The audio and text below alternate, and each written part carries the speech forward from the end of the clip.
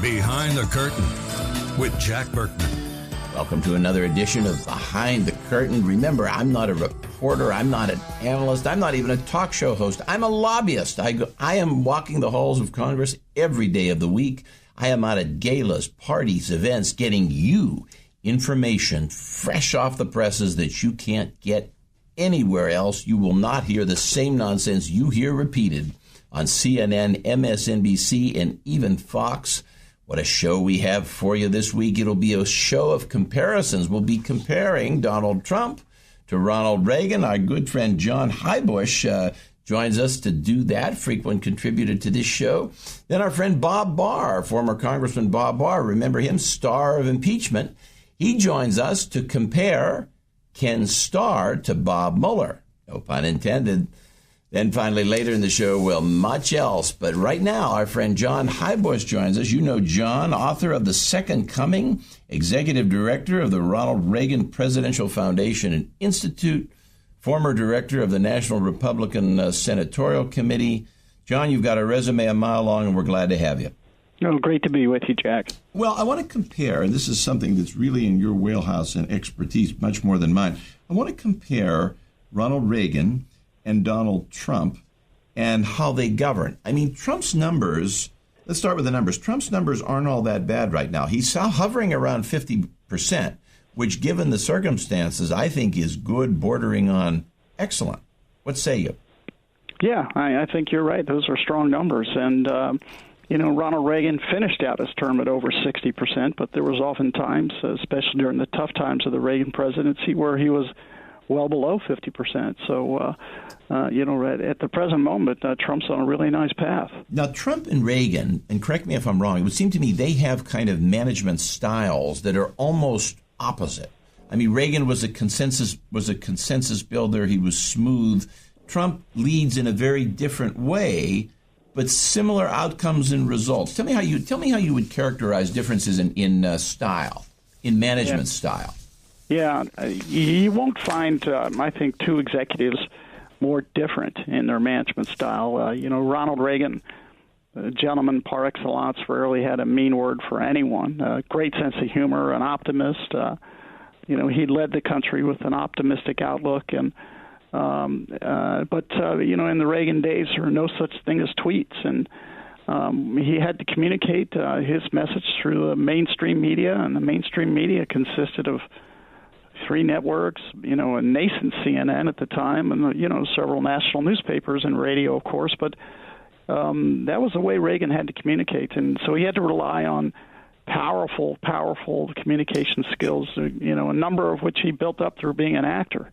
And President Trump, remarkably different communications approach and style and management style from President Reagan. But it's interesting. I have to say, on any given day, it seems to me that President Trump takes one page from the playbook after another from the standpoint of actual policies and governing the nation by decisions he makes. So dramatically different way to talk and get things done, but very similar outcome. You're raising some interesting points. Who would you say faced the greatest media challenges? I mean, if you look at President Reagan, the media was hostile to him, of course, but not nearly as hostile as Trump. On the other hand, he didn't have a conservative media at his side. There was no Fox News and Daily Caller and Newsmax, and the radio world was infinitely smaller.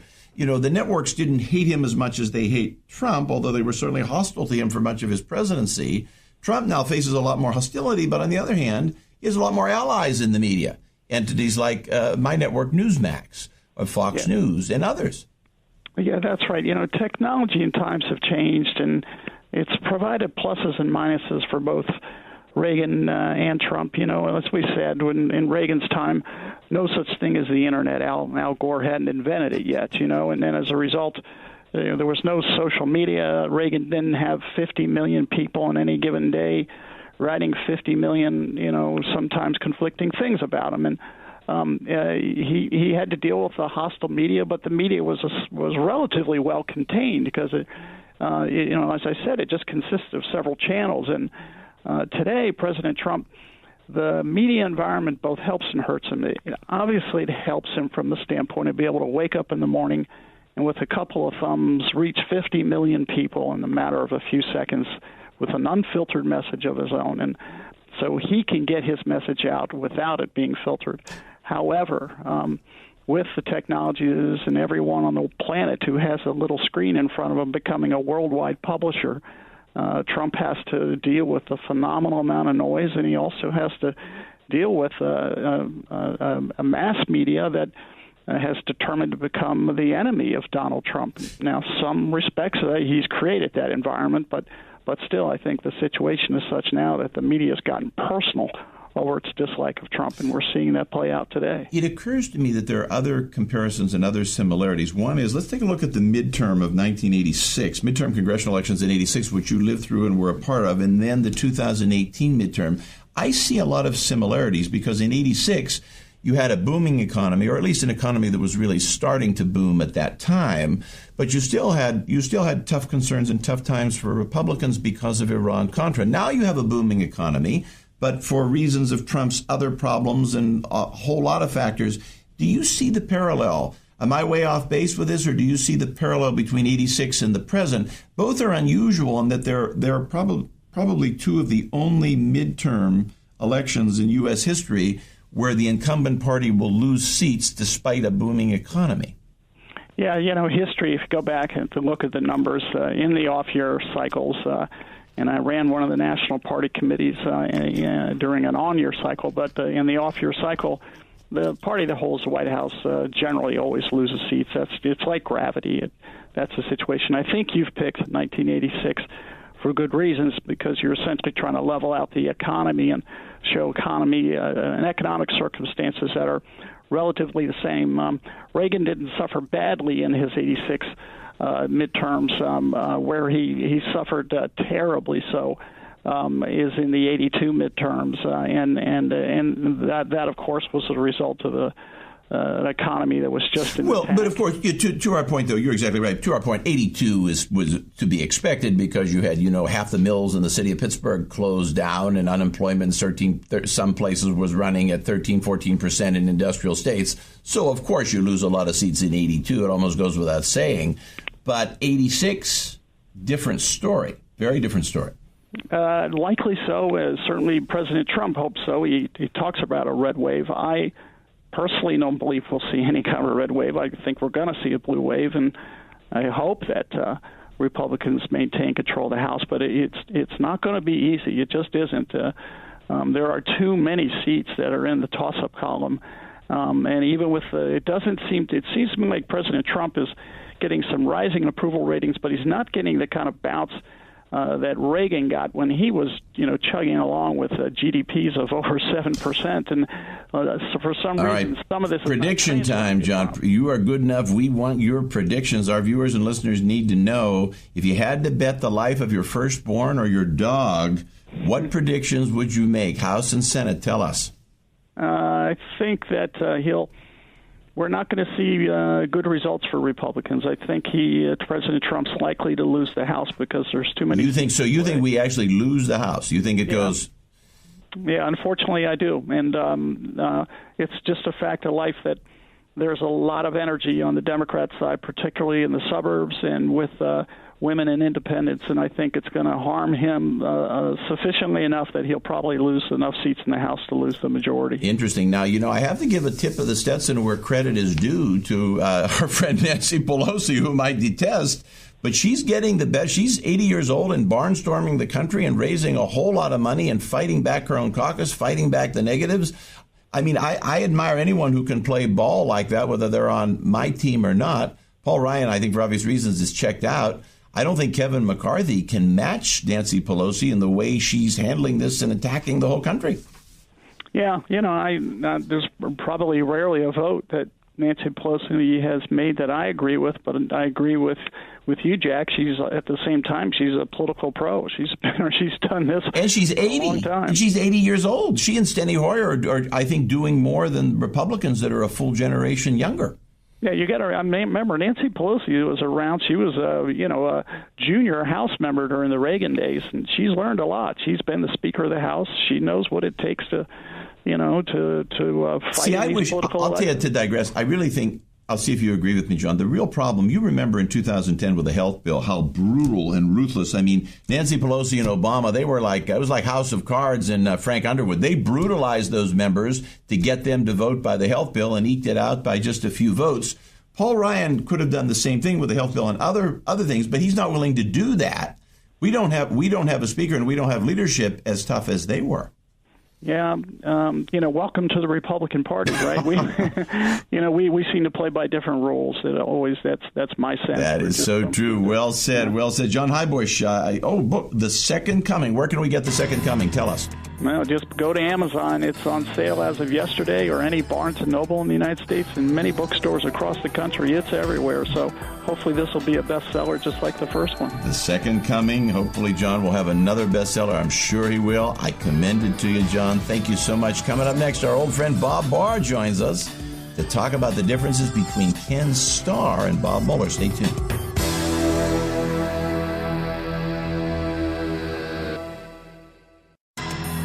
All the stories and controversies that no one talks about, but everyone should know about. Some people without brains do an awful lot of talking.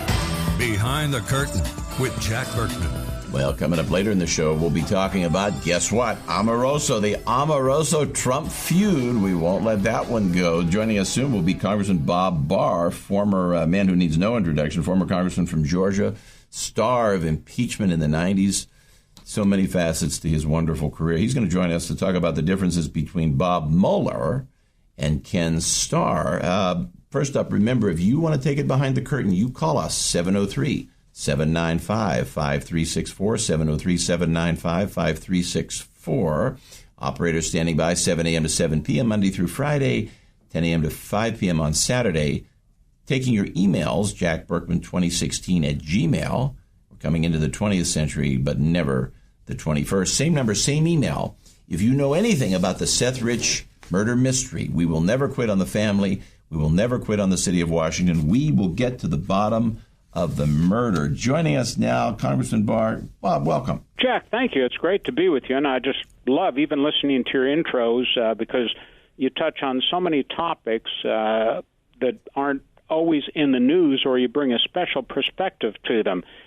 So it's delightful to be with you. The pleasure is mine, and we thank you, and that's what we try to do. Well, you know, when you look at this comparison between Mueller and Ken Starr, I mean, obviously the Democrat, I can still hear James Carville in my headset talking about the money that Ken Starr spent, the runaway train that the House managers in Starr were doing, all the costs and expense. When you look back, even we both love Ken Starr, of course, but even seeing him in the least charitable light, he was absolutely incredibly laser focused compared to Bob Mueller. And I would say further, never have we seen a special counsel or independent counsel who has gone so ridiculously far beyond his mandate as Mueller. That is a fundamental flaw in the whole process that's going on here, Jack. And I wrote about this way back when last year when Mueller was first appointed as a special counsel.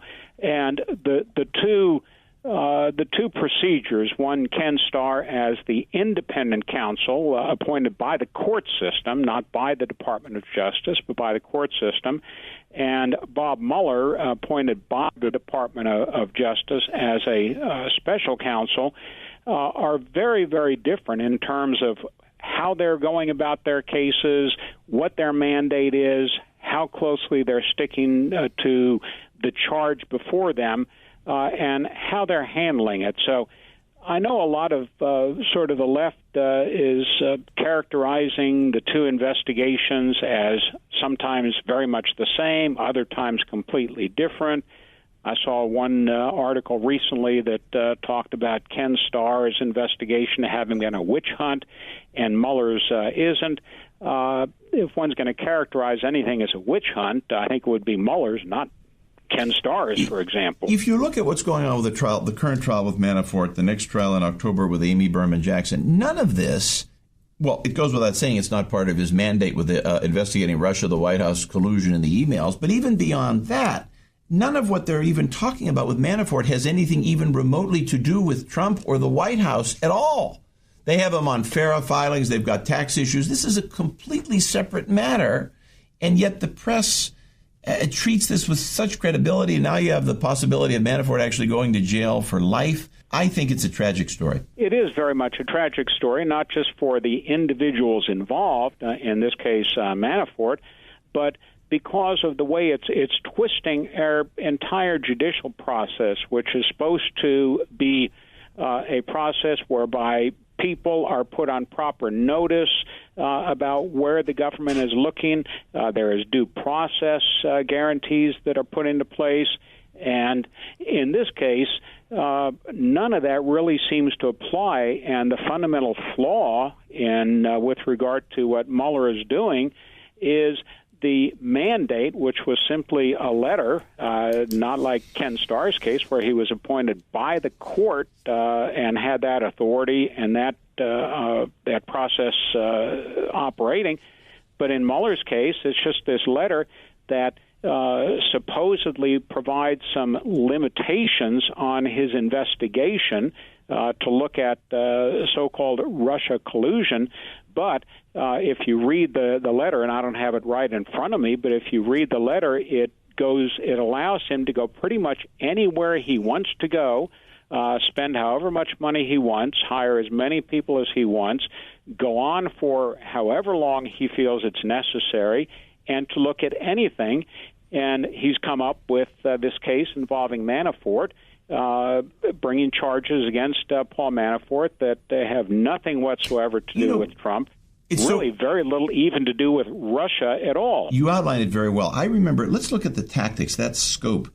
The just unethical and brutal tactics practiced by Mueller, what he's doing with Michael Cohen, the way he's got, also the way he got Rick Gates to flip against Manafort. Had Ken Starr used any tactics like this, he would have been run out of town. I mean, do you agree? I do. Now, part of the problem is, of course, that a favored tactic of federal prosecutors and state prosecutors also, but we're talking here about federal prosecutions. A favored tactic of federal prosecutors is to find the weak points, the pressure points, and use those to squeeze individuals to then get information for other people, a kingpin, for example. So as a general rule, that's a tactic that is sort of time-honored, shall we say. But it can be abused, and I think in this case involving Mueller, it is being abused. And unfortunately, there's no judicial check on it. The judge in the Manafort investigation and case, for example, revoked Manafort's bond for no, I don't think, any real legitimate reason, certainly. And I think all of this boils down to the simple fact that Manafort had something to do with Trump. He he was a campaign chairman. Bob, not to interrupt you, only about 45 seconds left. I want to get your thoughts on this. Should Trump fire Mueller? Will there come a time where he should do that? Should he do it after the election? How would you advise him on that? I would do it at such point as it becomes crystal clear that there is no real point to this and that it is simply a process of going after individual after individual after individual to try and find something on Trump. When that becomes crystal clear, the system is clearly being abused, and Trump should at that point step in and say enough is enough and order it to be stopped. How about our friend Bob Barr for the next Attorney General of the United States? Well, I am not holding my breath for that. All right, well, I'm going to get that started. Bob Barr, thank you so much. Coming up next, we're going to plunge into what else? The Omarosa feud. Stay tuned.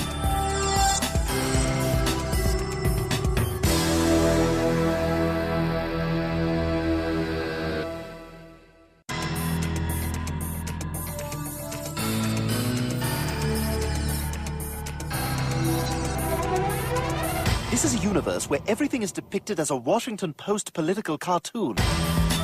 Behind the Curtain with Jack Berkman. Later in the show, we'll talk about how the Boston Globe is organizing more than 100 newspapers to fight back against the president. I guess I always thought the Boston Globe was a newspaper, not a Democratic coalition builder, but perhaps their role has changed. Remember, if you need to take it behind the curtain, you call us, 703-795-5364. 703-795-5364, taking your emails, jackberkman2016 @gmail, Same number, same email. If you know anything about the Seth Rich murder mystery, more soon on that. We won't quit. Joining us now, Ashe Schow, senior editor of the Daily Wire, editor and reporter of the New York Observer. Ashe, welcome. Hi, thanks for having me on.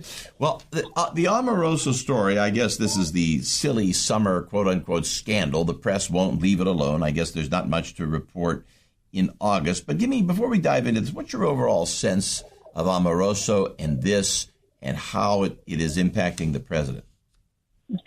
Well, I think that we're dealing with two reality television stars, Trump and Omarosa. So this is just a continuation of some reality show. I mean, I'm not sure she's making good faith arguments, but you can't really tell with someone like this. So, I mean, what we're hearing now, if she has tapes, we've got Katrina Pearson out there saying, oh, I didn't say this, and then a tape kind of saying she did say it.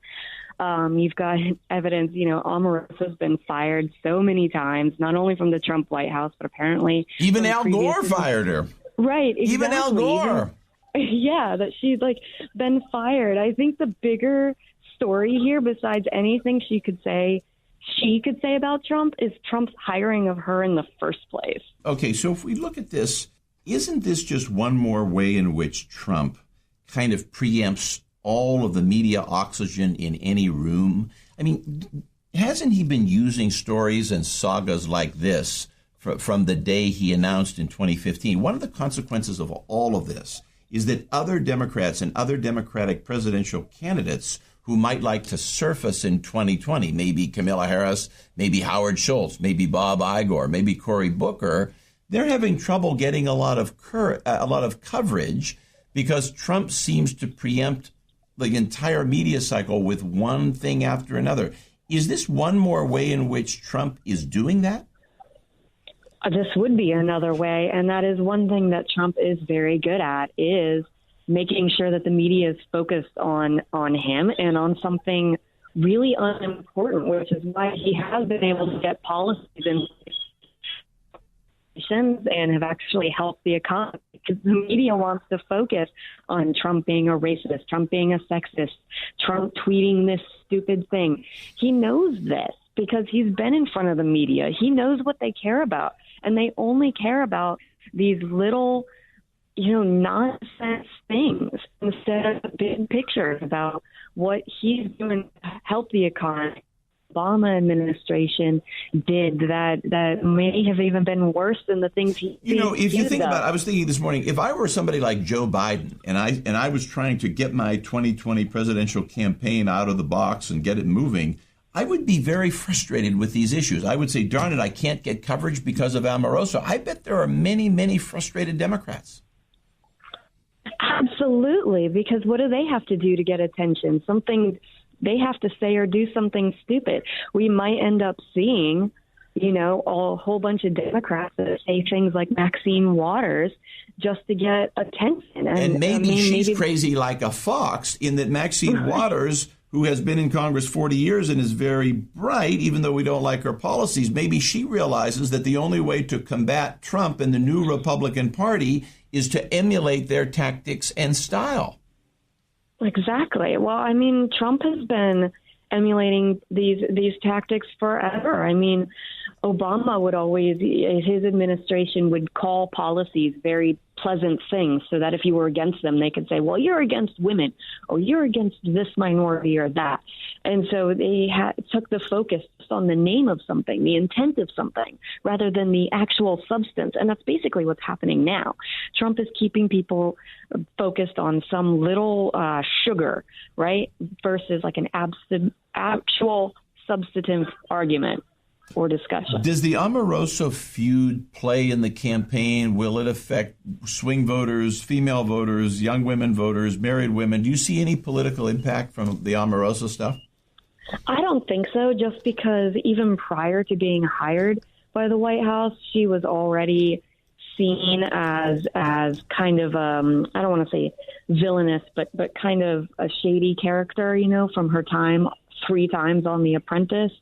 So I don't think people are suddenly going to say, you know what? I trust her. She's a straight shooter. So I don't think that's going to happen. I wonder why Trump hired Omarosa in the first place. That's the part that doesn't make sense to me. She's not a Rhodes Scholar. I don't know what she had to contribute. I wonder what occasioned the hiring in the first place. Do we know? Do we have a sense?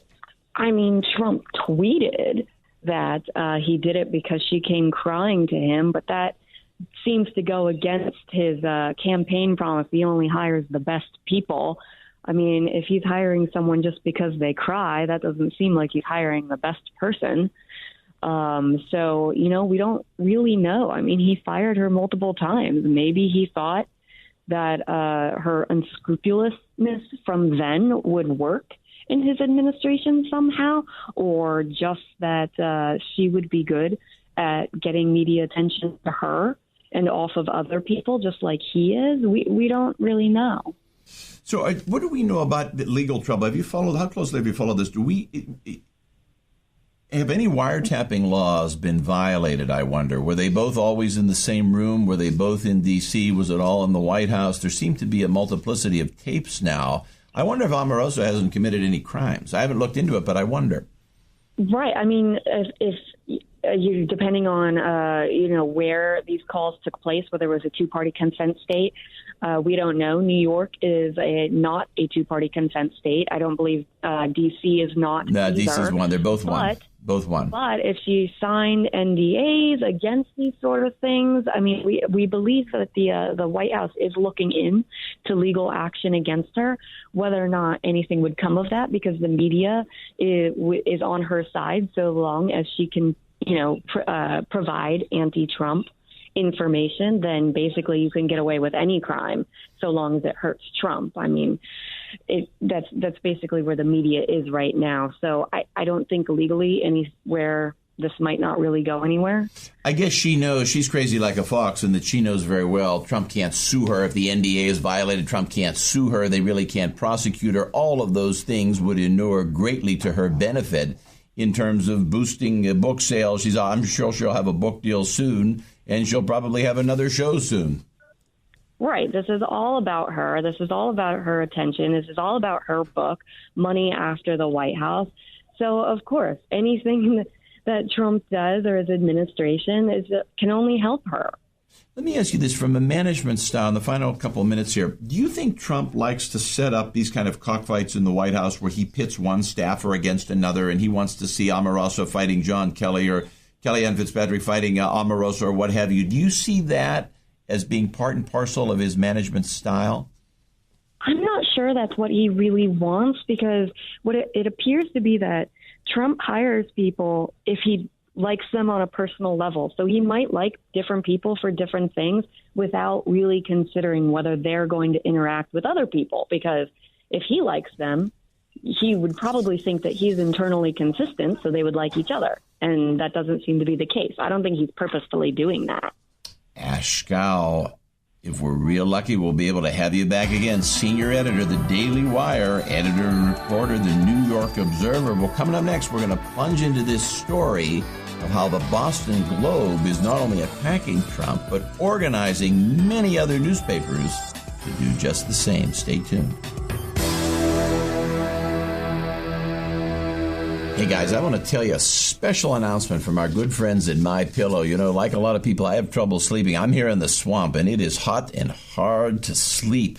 But I have had no trouble since I've gotten my 4 MyPillow pillows. I sleep like a baby. I take them everywhere I go, and you should too. You get a 4-pack, 100% cotton.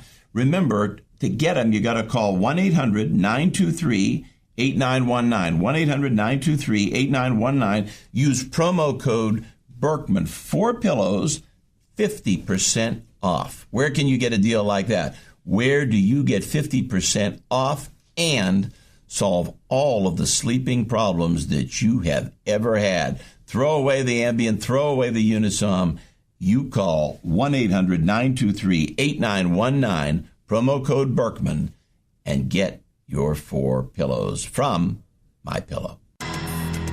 All the stories and controversies that no one talks about, but everyone should know about. Why don't you get a toupee with some brains in it?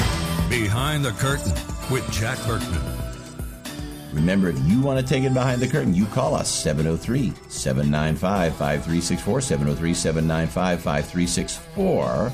Operators standing by 7 a.m. to 7 p.m. taking your emails, jackberkman2016@gmail. Remember, if your local and state press won't cover an issue and you need help in Congress, you can go behind the curtain, and I will help you personally. Remember, same number, same email. Also, if you know anything about the Seth Rich murder mystery, 703-795-5364. Well, welcoming back to our show, Eddie Scarry, media reporter for the Washington Examiner and author of Fraud and Fiction, The Real Truth Behind Fire and Fury. Eddie, welcome. Hi, happy to be here. Well, that's a tongue twister. Okay, this story you've written about, what in the world is going on up in Boston with our friends at the Boston Globe? I mean, obviously yes, it's a crazy liberal biased paper that's declined over the years and nearly gone broke over the years, probably because it's become a terrible newspaper. But now they're getting into the business of building Democratic coalitions. They sound like a lobbyist. They sound like some of my Democratic friends building these coalitions here in town. Tell us what they're doing. They're organizing over 100 little papers to fight back against Trump. We don't know the extent of the organization. However, it's supposed to be between 100 papers, somewhere between 100 and 200 newspapers, most of which will be small. Maybe we'll see something in the New York Times. However, despite the organization, this will be nothing new. We see this day in and day out where the media complain about Trump calling them fake news. The fake news is the enemy of the American people. And so they're going to come out with this big organized, unveil the curtain, turn on the spotlight, and they're going to tell you they don't like being called fake news. Okay, so they're not organizing ostensibly to fight Trump. They're not saying that. They're saying we're fighting fake news, a.k.a. the tweets of the president. They're saying they don't like being called the fake news by the president. However, they say this every single day. I don't think it's a mystery that they don't like being called the fake news. I don't think we need this big coordinated effort to get the message across. We get it. You don't like being called that. Well, guess what? I have a piece tomorrow coming out about this. If you don't like being called fake news, stop spreading lies. But it would seem to me this is one more way in which we now see that the establishment media is fully out of the closet. I mean, in the past, if you go back 20 years, yes, they were almost as liberal, but they were still in the closet in that they weren't chironing themselves Democratic strategists. Now the gloves are off. Now they're not even maintaining the pretense of objectivity. Even the basic pretense of journalism is gone. The Boston Globe has now taken it even beyond where the Post and the Times and the LA Times are. They're going to the next level. Now they are building political coalitions. Is that an accurate assessment? I would 100% agree with you. I've been doing this. I'm not the oldest person in the world, but I've been doing this since the beginning. I've been covering media since the beginning of the Obama years. And I've never seen the coordinated effort and to see just the same thing over and over again, no matter where you look in the national media. They all hate Trump. It's like there's not a single differing opinion. I mean, you might have the rare case where they don't entirely hate him, but you don't get even among, say, you take the op-ed page of the Washington Post, you might have one writer who doesn't out and out hate Trump, but you will never have the fire-breathing Trump supporter like you do the fire-breathing Trump hater. And that goes for TV too. You get the endless commentary about whatever Trump said on any day of the week he's a racist for saying it, no matter what it was. And yes, I think that like you said, this has not been seen before. During the Obama years, I thought, they're not so bad. I mean, they could probably do a little bit more. But when I saw Trump come along and the reaction, it was like a virus had been injected in their systems. Like the whole thing was just about attacking this one person and making sure he goes nowhere. And this has continued, especially it's gotten even worse going into when he got elected. And now it was just a matter of it's personal, and they really don't like him. They don't like what he represents, and they don't like his voters. Let's say you and I were the editors at the Boston Globe. That's a scary thought. But it seems to me if we think think fake news is a problem, we think that Donald Trump's alleging that things are fake news is a problem, maybe the way to do that is to do articles and op-eds where you say the president has said this is fake. We believe this story is real. Here are points 1, 2, and 3 as to why. Maybe do an op-ed, maybe do news articles. It would seem to me that's the appropriate response of a newspaper that feels that way. But they're not doing that. They're not even trying to do that. Instead, they plunge directly into politics and completely into politics. Yes, and over and over again, misrepresenting things that he said, out and out lies in some cases. This is what Piece Tomorrow is going to be about. Your listeners can get it at the Washington Examiner. It's basically a gaslighting of the public. For example, Tell us. The administration came out and said that they wanted to close up any welfare benefits that legal immigrants could get. You should be here at least 5 years as a legal immigrant before you can get welfare. Instantly, all the reports and all the commentary was, that rule already exists. You have to be here 5 years. And yet, that is not true. You can get, if you have a child while you're here, that's an American citizen. They can instantly start bringing welfare to your family. If you come here with a child that's under 18, they qualify for both Medicaid and food stamps. If you're a refugee, you get any benefit that an American gets. It goes on and on and on. And so this whole 5 year thing, it's a gaslighting, and people will see it. Any average person will hear Trump say, yeah, you should not get welfare benefits unless you've been here 5 years. And they're like, oh, yeah, I totally believe that. And I've totally seen immigrants that are fresh off the boat and suddenly they're loading up on welfare. Everyone's seen it, but the media will come out and tell you and say, nope, that doesn't happen. You have to already wait here 5 years. It's not true. Where do you see this going? Do you see other coalitions like this forming? I mean, is the New York Times going to do the same thing? Is the LA Times going to do it on the West Coast? Maybe even we'll see some combinations in television. I mean, what do you see? Where do you see this going?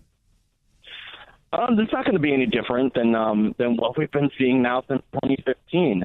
I think the national media is married to the idea that they have to get Trump. It's one front after the other, and I get it. And I'm not saying that these things shouldn't be covered. The Stormy Daniels things, I get why it's covered. I get why this N-word thing where he might have said this on a videotape, supposedly said it. He obviously denies it. I get why it would be covered.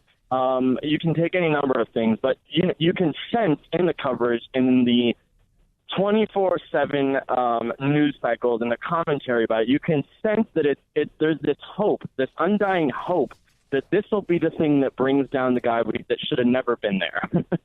Do you think, let me ask you this on a slightly unrelated topic, well, kind of related to this.